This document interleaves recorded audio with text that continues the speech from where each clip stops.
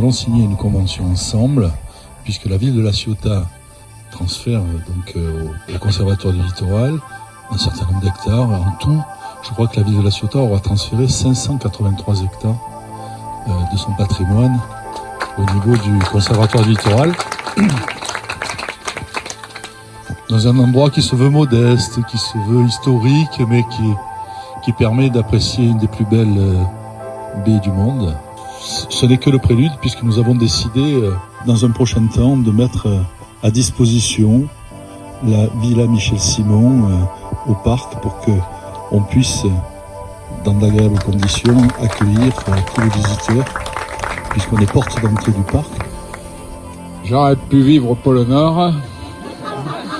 Oui, mais voilà, j'habite à La Ciotat. Eh bien, je confirme, c'est vachement bien La Ciotat. Voilà.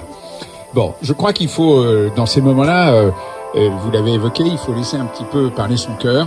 Et je veux dire, on est dans un endroit magnifique. Et ça résume tout le boulot qu'on est en train de faire. Il faut que cet endroit, pour les générations futures, reste magnifique.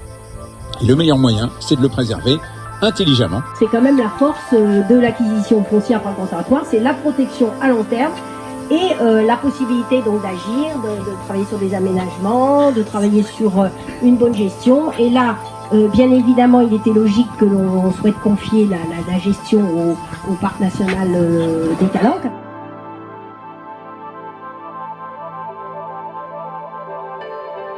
Il y a une politique urbaine où on construit pour les hommes et les femmes, et une politique économique où on construit aussi pour les entreprises, et c'est toujours pour les hommes et les femmes qui vivent sur ce territoire.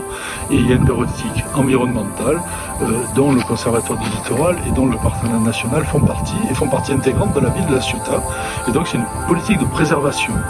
Donc sur la commune de La Ciotat, nous avons déjà contractualisé avec le Conservatoire du Littoral. C'est pas rien, et c'est même un petit peu novateur dans notre région. Donc j'en suis fier pour les Ciotadaines et les Ciotadins, j'en suis fier surtout pour les générations à venir. Nous apprécions à sa juste valeur le geste qui est fait il faut bien le rappeler, la préservation du caractère naturel et des très beaux paysages naturels de la Méditerranée et de la côte méditerranéenne. Donc sachez bien que nous apprécions énormément le geste qui est fait dans cette signature de convention. À partir du moment où le conservatoire achète un terrain, il est inaliénable. C'est-à-dire, vous pouvez être sûr, il n'y aura jamais, même avec un très gros chèque, un promoteur qui viendra pour faire, dans un endroit magnifique et sauvage, une construction bétonnée. Lorsqu'on achète des territoires naturels magnifiques comme ça, c'est pas pour priver les populations de la rencontre avec cette nature. C'est justement pour permettre l'accès de tous au littoral, à ces merveilleux paysages, mais de manière raisonnable. C'est-à-dire pour éviter les grosses concentrations. On essaye de remettre un petit peu d'ordre là-dedans et de dire pensez à la nature.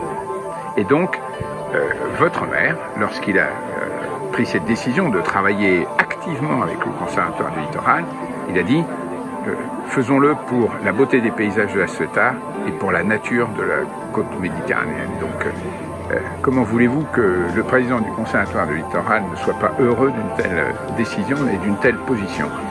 Donc c'est un grand plaisir d'abord de venir à La Ciotat. Vous avez un président qui parcourt tout le littoral national, je peux vous dire qu'ici c'est magnifique. Vraiment c'est magnifique. Et puis ce magnifique endroit, cette villa Michel-Simon, j'ai beau être habitué, je ne m'en lasse pas. On ne peut pas être blasé devant tant de beauté. Cette villa Michel-Simon et les terrains qui sont attenants sont des lieux qui potentiellement peuvent servir d'accueil du public. Et on a besoin de bien accueillir le public pour d'abord qualifier ce parc national et puis expliquer ce qu'on peut trouver sur un parc national et comment on doit s'y comporter. Donc c'est la sensibilisation à la nature et à la biodiversité. C'est aussi une façon de dire au public, attention, vous arrivez dans un lieu exceptionnel et vous devez le respecter comme si c'était une de vos propriétés.